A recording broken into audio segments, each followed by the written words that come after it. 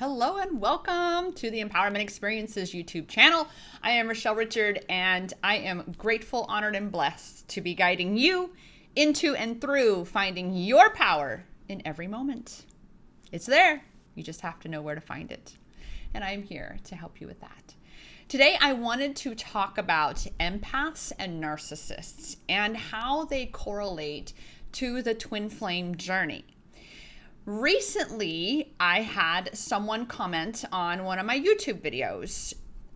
It was actually one of my vlog videos pertaining to my own personal twin flame journey.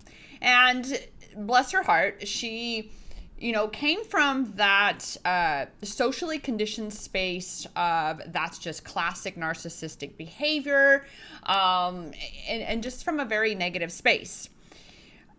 One of my biggest questions that I had with regard to those comments is, why do we amplify the narcissist, but we don't balance it out with the empath? And we also tend to not really expand into the awareness that a narcissist is a type of an energy vampire. And then from there, being able to recognize that we all and every one of us have been an energy vampire at some point in our lives. So I want to talk about specifically energy vampires. I'm going to do my best to keep this video short and create maybe a couple others and dive into empaths and narcissists. But this I really want to touch on clearly at this point, energy vampires. And again, how that correlates to the twin flame journey. All right. So there are two types of energy vampires. This is certain.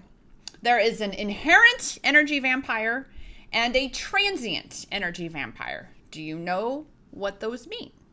I'm going to tell you. So an inherent vampire is an individual that is actually naturally an energy vampire. Like that is their core state of being. And that may be a narcissist, right? A lot of narcissists have been lifetime narcissists. And then there is a transient energy vampire. And a transient energy vampire means that it is a temporary state of being. Now, why I wanted to bring in the empath side of this and how it all correlates to twin flames is an empath. As an empath, even I myself have been a transient energy vampire. How is this possible, you might ask? Because isn't an energy vampire something that is toxic, something that is perceived to be completely contradictory to being an empath? Not exactly. You see, when we as highly sensitive sponge empaths are in highly toxic and negative circumstances, such as when I was, drug addicted, being pimped out by someone who was very much like, he wasn't just a narcissist, he was a sociopath, a psychopath, any and all of the above. He thrived on manipulation. He thrived on keeping me in those low vibrational states of being. And hello, train. Of course I would have a train. And as a result of being immersed in such toxicity for so long, I not only was repressing and suppressing my own negativity, because this individual wouldn't even allow me to cry. And I am a firm believer that crying is our natural filtration system. It is vital to the healing process. It is vital to the purging process. That is what you do when you cry, is you purge. You release things that have been trapped inside of you for so long. Okay? And he hated that. He actually had said to me more than once, you need to stop your sniveling because all it does is just stop you up. And I remember thinking to myself and going, but I always feel better. I mean, all I gotta do is blow my nose and then I'm not stopped up anymore. And I feel so much lighter. I feel so much freer. But as a narcissist, as an energy vampire, he wanted all of that negativity to stay inside me because that negativity fueled my fear. It fueled my self-loathing. It fueled my unworthiness. By not allowing ourselves to release this, it stays inside of you like a cancer, literally like a cancer. Okay? And as a result of keeping all of that trapped inside me and being immersed and constantly around his negativity, being manipulated through a lot of fear tactics with him, I became highly toxic because I wasn't clearing that toxicity in addition to constantly being immersed in a toxic environment. Thus and therefore, I became a transient energy vampire, constantly being from a place of lack, constantly in a victim mindset, always I was very angry a lot, and that carried on, you know, especially even into my twin flame experience, you know, because I had, you know, declared I was completely done with any sort of intimate love relationships a long time ago. In fact, it wasn't 2 or 3 weeks before my twin flame just poof appeared out of nowhere in my life that I had created a written vision board, a checklist kind of vision board of what I desired to create for myself. And nowhere on that vision had anything to do with a man. It was just me, myself, and I, and quite honestly, a house full of cats. I really was nothing wrong with that. Okay. I want to point that out because what you desire, you deserve. All right. And there's a reason you want that. But I was so deep into my self-love empowerment journey. I was in a high vibe space. I was really optimistic about my life. I was fully walking, you know, expanding into my purpose more and more and more. And that is when our twin flame is going to appear, is when we are in that high vibrational state, because that is a twin flame connection. It's very, very high vibrational. Your twin flame is not going to come to you when you are in lower vibrations. And this also correlates to union.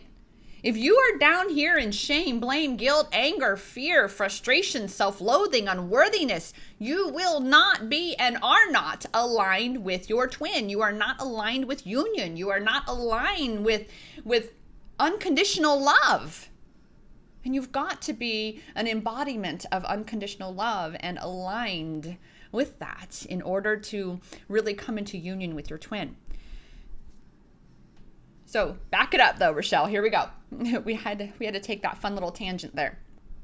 So, you know, how does this energy vampire thing then correlate with the twin flame journey? Well, first and foremost, you will experience a lot of naysaying happening with you. Traditionally in relationships, we know that we deserve better. You ought to know that. I'm just going to tell you, you deserve the best.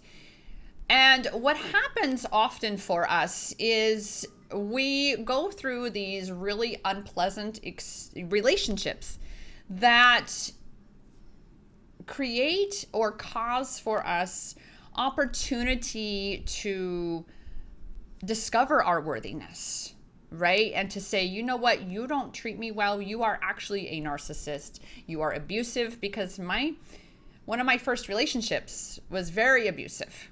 I was 19 years old and he was physically and verbally, psychologically abusive to me, very much so. And then again, getting into the drug dealer pimp situation, you know, it was just constantly the outside world reflecting back to me my own unworthiness, which is something that we've got to discover for ourselves. We have to find our own worth. Okay. Sorry, I ended up having my cat making noises out there and I was like, well, kind of tripped up my train of thought a little bit. So, the correlation of narcissists or energy vampires and twin flame journey. Twin flames are empaths. From my experience and from what my inner knowing has revealed to me, has explained and clarified for me, is that all twin flames are empaths. All twin flames are light workers. All twin flames are volunteer souls. All twin flames are here by choice, on purpose, to assist with the ascension of humanity. Because the only way we can truly ascend is by coming into alignment with ourselves, which in turn is embodying unconditional love, truly anchoring into unconditional love and this new earth that is currently being created as we speak. The old has to fall away in order for there to be space for new to be created. And that's what we're doing here. So as I've already mentioned, though, I myself am a highly sensitive, intuitive empath, very much. There are times when I'm doing a call with a client and they're just like, you need to get out of my head. That's kind of creepy. And I'm like, hey, I'm just speaking what comes to me. We are all channels. We are all messengers as twin flames. So that said, you've already heard me talk about being a transient energy vampire as a result of being an energetic sponge to the world around us. All right. And we also have, as twin flames, we also have a lot of baggage, a lot of energetic baggage from past lives and from this life. And so when we come together as twin flames, when we have that initial bubble phase, which we had and it was amazing. There was so much energy. My solar plexus and heart chakras just were, just vibrating, just emitting this incredible energy. Like I could feel it all over my body. It was just, it was, orgasmic. It really truly was. And it was just this full body. And that's that whole Kundalini awakening that happens as well when you come into that initial reunion with your twin in this physical realm. But then we have this whole activation phase, which is what leads to our separation. Because during that separation phase, what has happened is what gets activated, in addition to us coming into this reunion of all of this incredible energy that feels amazing, and you truly do love and accept this person unconditionally. But that's to mirror back to us so that we can learn to fully love and accept ourselves unconditionally. Okay? That's what twin flames are. We are mirrors. That is you. All right. So as you love them, you love you too. And as you love you is how you love them. So this is why a twin flame journey is in actuality a self-love empowerment journey. So as I've mentioned, though, there are going to be a lot of naysayers in your relationship. There are going to be people who say, oh, he is a narcissist, he's this. Now, obviously, your twin flame is not going to be abusive to you. There's a difference between abuse and working through your shadows. There's the shadow aspect, and then there is an inherent energy vampire. Your twin, especially the matrix twin, all right, because I was very much a transient energy vampire when I was very deep and drowning in the matrix, right? And I have come to discover that my matrix twin, bless his heart, has been going through his toxic space. He knows he's an empath. He knows this. We've spoken about that. And especially as empaths, we want to please everybody, right? We know what it is to feel this pain. And at no fault of our own, but yet at a detriment to ourselves, we sacrifice our own well-being. We end up suppressing and repressing our own inner calling, our own soul purpose, our own happiness. Because we are ingrained with this belief that we actually have power over other people's happiness. But we don't. We've got to lead by example. And this is what's going to happen in your twin flame relationship. Is I'm betting that most all of you who are the awakened twin, which is most often the divine feminine, is the one who is awakened. And the masculine is often still in the matrix. Is that there are going to be people who are going to call him a narcissist. They're going to say, oh my God, how can you put up with him saying such things to you?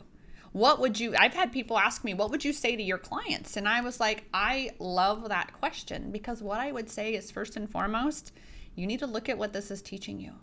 You need to look and see, is this an aspect that is actually mirrored in you? For instance, when my twin has said to me that I was too old, because we have a 17-year age difference. That I was too old and I needed to go find somebody my own age. And I'm just kind of like, where is this coming from? But yet I knew. And I had to take that pause and go, wait a minute. Yep, I've got that program too. I've got that subconscious program that is running subconsciously in the background, telling me that I am too old for him, that he deserves better. And it's like, oh, because that's what your twin is going to do. They're going to mirror you. It's huge. Just like he and I both have a lot of sexual healing, shall we say, to go through, in terms of has been raised in his culture that sex isn't for pleasure. I came to believe that sex wasn't for pleasure, that sex was a job, because of my former life of being a pimped out prostitute. Sex was a job. And so it's kind of like, meaning it's not for pleasure. And that's a bold-faced lie. So again, narcissism, the perception of narcissism, is part of the twin flame journey. Okay? Because it is an ego aspect. It is an ego state of being. And as a narcissist being a type of an energy vampire, when someone is a transient energy vampire, then they are going to exhibit energy vampire traits, which include victim mentality, narcissism, the complainer, someone who's always complaining, someone who gets angry easily. Right? The projector, someone who's always projecting their crap onto you. In fact, I have fallen into that in this relationship. That is how I got myself blocked the last time. Is my mean girl ego wanted to be all like, well, you're so selfish and you're what, and it was just like, it's like, wait a minute, Rochelle, let's look at this. Really? So that's a huge aspect of the twin flame journey as well, is taking responsibility for your role. Big time. Very, very big time.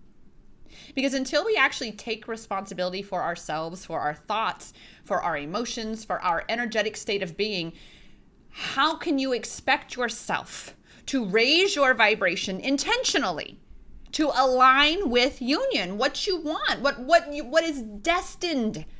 Twin flame union is destined. Period. Because you have the two individual whole souls that comprise the oversoul. You are connected. Period. Point blank. There's no ifs, ands, or buts about it. You are connected with your twin, period. And the ultimate outcome is union. However, union cannot and will not happen if you don't do the work. And I say this for me too. And I tell you, every time I have gotten into energetic alignment, true embodiment of unconditional love and acceptance for where he is in his journey and where I am in mine and of myself, that's when every single time he came back. He has come back every time. But then all of a sudden, more shadows would appear. More patterns that do not align with unconditional love, that would be construed as very much energy vampire patterns. Again, the victim mindset, projecting, even narcissism. Why? you might ask? Because all of these are patterns within ourselves that we must look at, heal whatever the wound is associated with that pattern, shift and release, release and shift, transmute, alchemize, so that we can again shift into unconditional love. Because anything that is a low vibrational state of being cannot be in this divine, sacred union with your twin. I mean, ask yourself, would you really want to have that same bullshit infecting something so incredible, so priceless as your twin flame connection?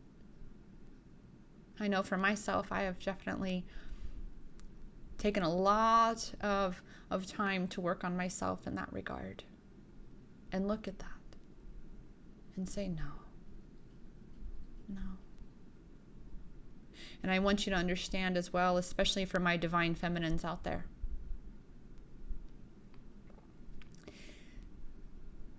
that your love, your ever unconditional, always forgiving love, that light makes you the lighthouse for your twin in the matrix, in the darkness of the matrix. Something I know for certain is that my love, he loves to hear what I believe. He loves to read the things I send him.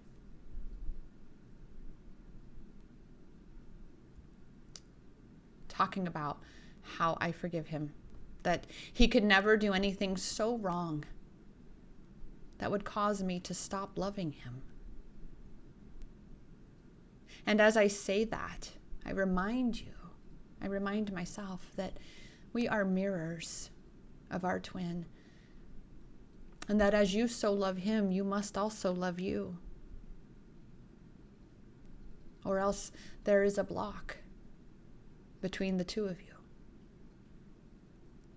So as I would say to him that you could never do anything so wrong that would cause me to stop loving you, it's important to recognize that the same is true for you, for yourself.